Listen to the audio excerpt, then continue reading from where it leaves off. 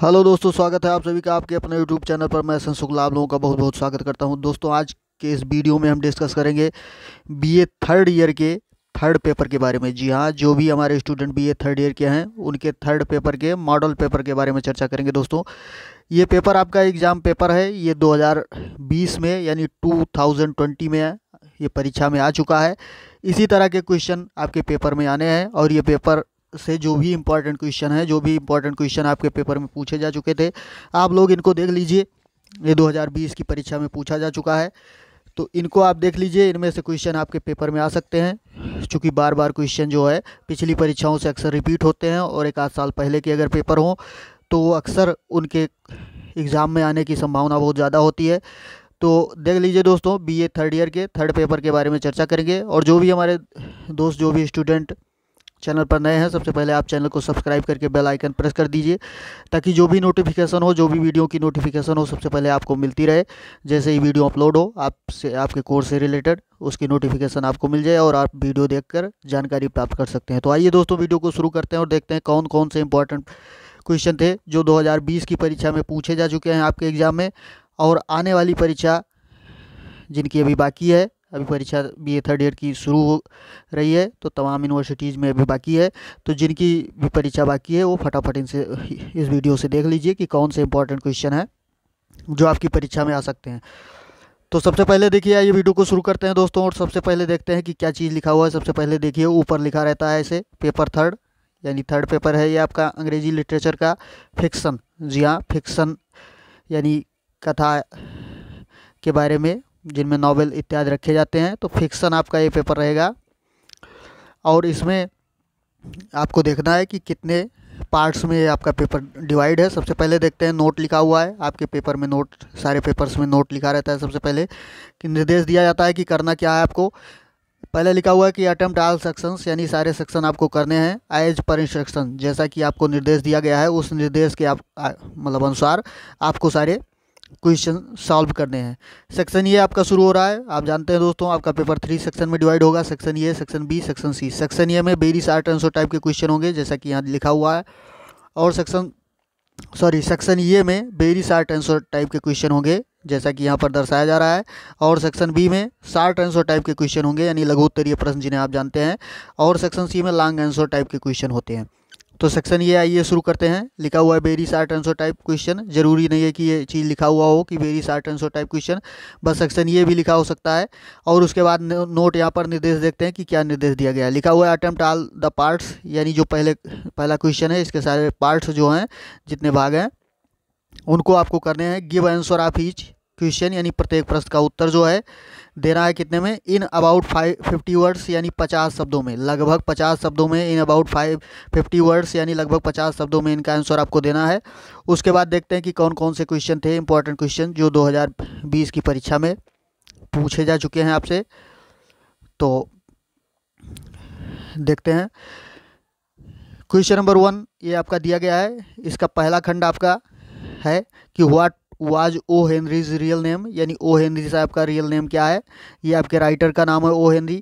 And name the killer disease in his short story, यानी जो उनकी शॉर्ट स्टोरी है उस द लास्ट लीफ, यानी द लास्ट लीफ उनकी जो शॉर्ट स्टोरी है, उसमें किलर डिजीज यानी जो ऐसी बीमारी जिससे मृत्यु हो जाती है, तो कौन सी वो बीमारी थी, इसके बारे में आपको बताना है। तो ओ हेनरी साहब का पूरा नाम आपको बताना था। और उनके इस शॉर्ट स्टोरी में द लास्ट लीफ में कौन सी ऐसी बीमारी थी जिससे लोगों की मृत्यु हुई। तो वैसे आप जानते हैं कि न्यूमोनिया ये बीमारी थी। फिलहाल ये क्वेश्चन है, देख लीजिए इसे। सेकंड नंबर देखिए, सेकंड नंबर क्वेश्चन क्या आया हुआ था कि what was George Orwell's real name, यानी जॉर्ज ऑरवेल आपका पूरा नाम क्या था। ये भी आपके राइटर का नाम है, George Orwell. And point out his Indian connection, और जो उनका इंडियन कनेक्शन यानी भारतीय संबंध है उसके बारे में आप बताइए, उस बिंदु को आप दर्शाइए कि उनका भारत से कैसा कनेक्शन था, कैसा संबंध था। थर्ड नंबर क्वेश्चन देखते हैं कि क्या आया हुआ था कि how does the boss treat the fly in Katherine Mansfield's the fly, यानी कैथरीन मैनफील्ड की जो स्टोरी है द फ्लाई, उसमें how does the boss treat, यानी बॉस जो था उसने फ्लाई के साथ कैसा ट्रीट किया, कैसा व्यवहार किया, इसके बारे में आपको बताना है। यानी कैथरीन मैन्स की मैnsफील्ड की जो कहानी है द फ्लाई में बॉस ने फ्लाई के साथ कैसा व्यवहार किया, इस बात को आपको बताना था। बहुत इंपॉर्टेंट क्वेश्चन है दोस्तों, आपकी नेक्स्ट एग्जाम में आ सकता है। उसके बाद देखते हैं क्वेश्चन नंबर, इसमें पहले का 4th नंबर देखते हैं कि क्या चीज़ है कि why does Vijay Chand throw Chandu out of his home in the barbers trade union, यानी द बार्बर्स ट्रेड यूनियन जो आपका बहुत ही फेमस स्टोरी है। तो इस बार्बर्स ट्रेड यूनियन में जो विजय चंद था, विजय चंद नाम का कैरेक्टर, वो चंदू को, यानी चंदू जो इस कहानी का मेन नायक है, बार्बर्स का सन होता है, तो चंदू को उसने घर से बाहर क्यों कर दिया था, तो इसके बारे में दोस्तों बताना था कि विजय चंद ने चंदू को घर से बाहर क्यों कर दिया था, कौन सी कहानी में, द बार्बर्स ट्रेड यूनियन में। अब क्वेश्चन नंबर 5 देखते हैं, यानी पहले का 5वां नंबर है। कौन सा इंपॉर्टेंट क्वेश्चन आया हुआ था कि who is Mr Collins in Pride and Prejudice. जी हाँ, प्राइड एंड प्रेजिडिस जो आपका ये नॉवेल है, इस नॉवेल में, यानी ये जैन ऑस्टन का नॉवेल है, जैन ऑस्टन के इस नॉवेल में मिस्टर कॉलिंस कौन थे या कौन है, मिस्टर कॉलिंस कौन है, इसके बारे में आपको बताना है। यानी मिस्टर कॉलिंस कौन है प्राइड और प्रेजिडिस में, इसको आपको बताना है। क्वेश्चन नंबर 6 था who are known as the big 3 of Indian English fiction. जी हाँ, जो भारतीय अंग्रेजी फिक्शन है, अंग्रेजी कथा साहित्य है, उसमें 3 जो महान लोग हैं, 3 जो महान राइटर हैं, वो कौन हैं, उनके बारे में आपको बताना है। यानी उनका नाम आपको बताना है कि वो 3 राइटर कौन हैं जो 3 बिग के नाम से या बिग 3 के नाम से जाने जाते हैं। नेक्स्ट क्वेश्चन देखते हैं दोस्तों, कौन सा आया हुआ था question number 6, why does Raju feel guilty in the Trial of the Green Blazer. जी हाँ, Trial of the Green Blazer, ये जो आप का चैप्टर है, इस चैप्टर में राजू जो होता है, राजू कैरेक्टर जो होता है, वो अपने आप को अपराधी क्यों समझता है, गिल्टी, अपने आप को अपराधी क्यों महसूस करता है, इस बात को आपको बताना था। नेक्स्ट क्वेश्चन देख लेते हैं दोस्तों, कौन सा इंपॉर्टेंट क्वेश्चन था जो आपकी परीक्षा में पूछा गया है। क्वेश्चन नंबर 7, जी हाँ, पहले का 7वां नंबर है कि what is Raju's occupation in the above story and what does his wife think about him. यानी राजू का कार्य या धंधा आप कह सकते हैं या उद्योग कह सकते हैं कि क्या था इन द एबव स्टोरी, यानी एबव स्टोरी का मतलब ऊपर की स्टोरी, जो trial of the Green blazer है, इस कहानी में जो राजू कैरेक्टर है, यानी ऊपर ही बताया गया कि राजू जो है अपने को अपराधी को महसूस करता है। तो यही बात कि राजू का धंधा यानी राजू का कार्य क्या था, और and what does his wife think about him, और उसकी पत्नी उसके बारे में क्या सोचती है, तो इसके बारे में दोस्तों बताना था। क्वेश्चन नंबर 9 देखते हैं कि कौन सा इंपॉर्टेंट क्वेश्चन जो आपकी परीक्षा में आया हुआ था कि what does the windmill symbolise in Animal Farm. यानी एनिमल फार्म जो आपका चैप्टर है, इस चैप्टर में विंडमिल किस चीज़ का प्रतीक है, इसको आपको बताना है। विंडमिल यानी पवन चक्की जो होती है, तो ये किस चीज़ का प्रतीक है, इसके बारे में दोस्तों आपको बताना है। ये क्वेश्चन इंपॉर्टेंट क्वेश्चन पूछा जा चुका है परीक्षा में। उसके बाद देखते हैं दोस्तों कौन सा क्वेश्चन है। क्वेश्चन नंबर पहले का 10वां नंबर है कि comment on the role of Old Major in Animal Farm. यानी एनिमल फार्म में जो ओल्ड मेजर था, उस पर आपको क्या करना है, कमेंट करना है, यानी टिप्पणी लिखनी है उसके रोल पर। जी हाँ, उसकी भूमिका पर, उसके रोल पर आपको क्या करना है, यानी ओल्ड मेजर के रोल पर, उसकी ओल्ड मेजर की भूमिका पर एनिमल फार्म चैप्टर में क्या करना है, कमेंट करना है, टिप्पणी लिखना है, उसके बारे में लिखना है कि ओल्ड मेजर की क्या भूमिका थी। अब ये क्वेश्चन, वो सेक्शन नंबर ये दोस्तों आपका क्लियर हो जा रहा है। यानी सेक्शन नंबर ये में आपने देखा कि 10 क्वेश्चंस आपके थे, छोटे छोटे क्वेश्चन जिनका आंसर आपको 50 वर्ड्स में देना होता है। तो ये आपका क्लियर हो जा रहा है। उसके बाद सेक्शन बी स्टार्ट होता है, यानी अति लघु आपका क्लियर हो गया। अब उसके बाद शार्ट आंसर टाइप के क्वेश्चन जो हैं, यानी लघु उत्तरीय प्रश्न सेक्शन बी में होते हैं। तो सेक्शन बी में देख लेते हैं, या लिखा हुआ है शार्ट आंसर टाइप क्वेश्चन, यानी लघु उत्तरीय टाइप के प्रश्न। नोट यहाँ पर दिया गया है, नोट भी देख लीजिए क्या लिखा हुआ कि अटेम्प्ट ऑल क्वेश्चन, यानी सारे प्रश्न आपको करने हैं। Give answer of each question, यानी प्रत्येक प्रश्न का उत्तर इन अबाउट 200 वर्ड्स, यानी लगभग 200 शब्दों में देना है। जी हाँ, इस सेक्शन के प्रत्येक प्रश्न का उत्तर आपको कितने शब्द में देना है, लगभग 200 शब्द में देना है।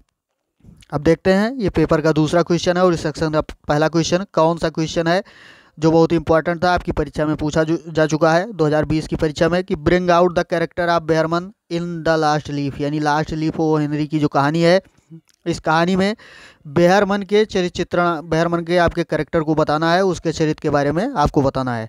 OR करके दिया हुआ है कि अगर आप ये क्वेश्चन नहीं जानते हैं तो अथवा करके नीचे वाला क्वेश्चन कर सकते हैं। नीचे वाला क्वेश्चन कौन सा था? Right a summary of the last leaf, यानी लास्ट लीफ कहानी जो है इसकी आपको क्या करनी है? समरी लिखनी है, यानी सारांश लिखना है। Write a summary of the last leaf, यानी इस कहानी का आपको क्या करना है? सारांश लिखना है। नेक्स्ट क्वेश्चन देखते हैं दोस्तों। क्वेश्चन नंबर 3 जो था वो क्या था, क्या आया हुआ था आपकी परीक्षा में? लिखा हुआ है write a note on the use of irony in Trial of the Green Blazer, यानी Trial of the Green Blazer जो ये आपका चैप्टर है, इस चैप्टर में व्यंग का प्रयोग जो हुआ है उसके बारे में आपको एक लेख लिखना है। राइट अ नोट यानी एक लेख लिखना है। On the use of irony यानी व्यंग के प्रयोग पर आपको एक लेख लिखना है। किसमें व्यंग का प्रयोग? Trial of the Green Blazer, यानी इस चैप्टर में व्यंग का क्या प्रयोग हुआ है इसके बारे में आपको बताना है। OR यानी और करके दिया गया है, अथवा करके, यानी चाहे तो आप ये वाला करें और चाहे तो उसके नीचे वाला। नीचे वाला कौन सा क्वेश्चन है देख लीजिए, अगर ऊपर वाला नहीं आता है तो ये कर सकते हैं। Give a character sketch of Simon in Lord of the Flies, यानी लॉर्ड ऑफ द फ्लाइज जो चैप्टर है इसमें साइमन का जो है क्या करना है आपको? कैरेक्टर स्केच यानी चरित्र चित्रण करना है। जी हाँ, साइमन के चरित्र चित्रण के बारे में आपको बताना है। क्वेश्चन नंबर 4 देखते हैं दोस्तों कि कौन सा इंपॉर्टेंट क्वेश्चन था कि discuss the title of the novel pride and Prejudice, यानी प्राइड एंड प्रेजुडिस का जो टाइटल है, टाइटल का मतलब शीर्षक होता है दोस्तों, तो उसके शीर्षक के बारे में क्या करना है? डिस्कस करना है, वर्णन करना है, चर्चा करनी है दोस्तों। नॉवल का मतलब आप समझ ही रहे हैं, उपन्यास, यानी प्राइड एंड प्रेजुडिस जो उपन्यास है आपका उसको क्या करना है? इसको गर्व और पूर्वाग्रह कह सकते हैं हिंदी में। इस चैप्टर का नाम जो है, इस नॉवेल का नाम ये जैन ऑस्टन का लिखा हुआ है, तो इसके शीर्षक के बारे में दोस्तों क्या करना है आपको? चर्चा करनी है। नेक्स्ट क्वेश्चन देखते हैं।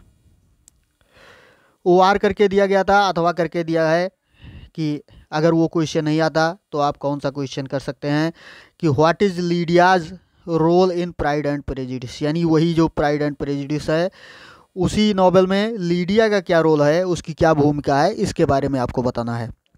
फिर क्वेश्चन नंबर 5 आ जा रहा है। 5th नंबर देख लीजिए कि कौन सा इंपॉर्टेंट क्वेश्चन आया हुआ था परीक्षा में।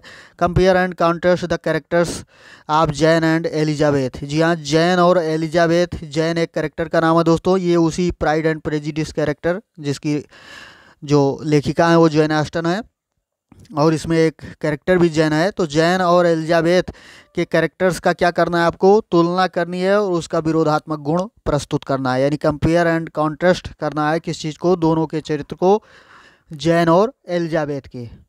OR करके दिया गया है कि अगर ये क्वेश्चन आपका नहीं आता है तो दूसरा क्वेश्चन आप कर सकते हैं। कौन सा? कि give the character sketch of Chandu in the barber trade union, यानी बार्बर ट्रेड यूनियन में क्या करना है आपको?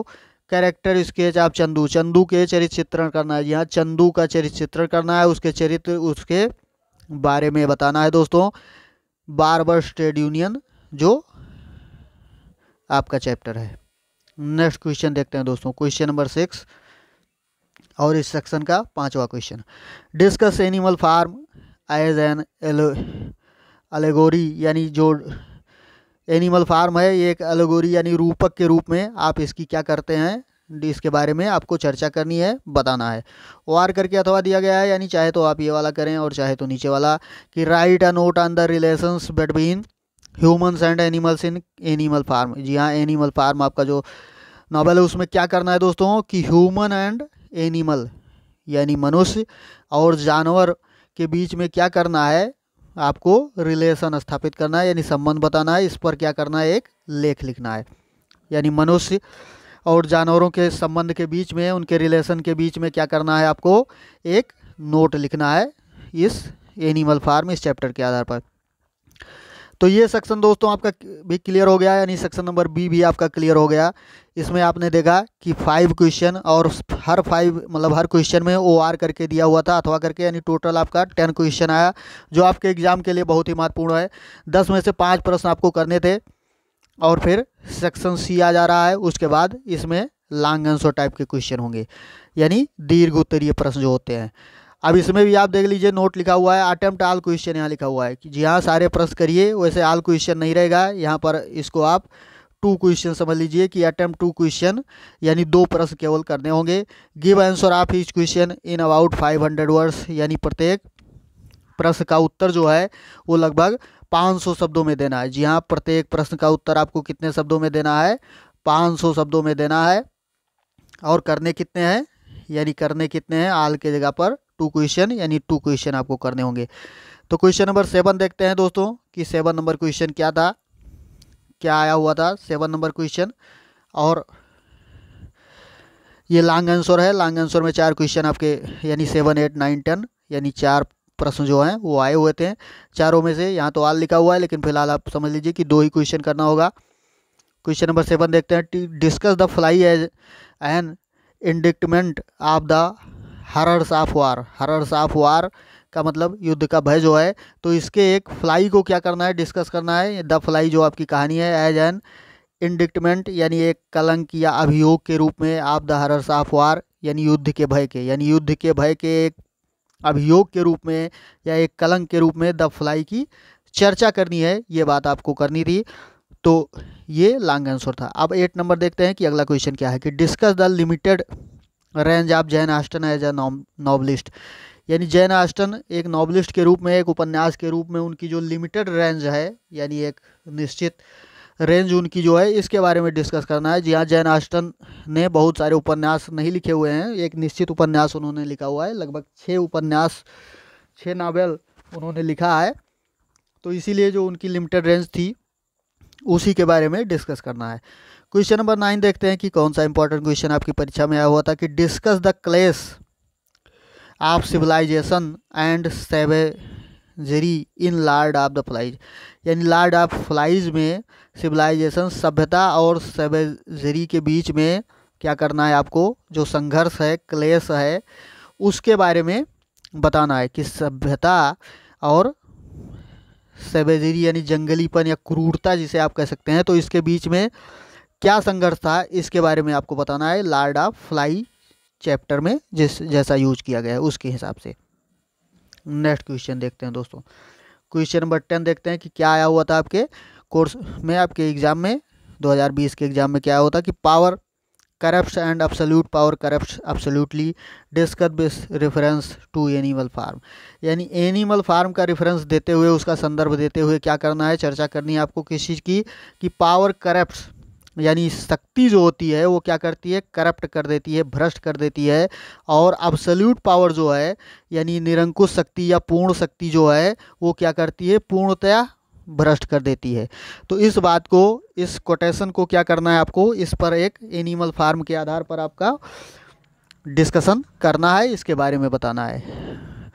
तो दोस्तों ये क्वेश्चन पेपर आपका पूरा हो गया। यानी 2020 में इतने क्वेश्चन आपके परीक्षा में आए हुए थे, इनको आप देखेंगे और इससे लाभ उठा सकते हैं। तो दोस्तों वीडियो को लाइक, शेयर और कमेंट करना ना भूलें। आज के वीडियो में दोस्तों इतना ही, मिलते हैं अगले वीडियो में। धन्यवाद। जय हिंद।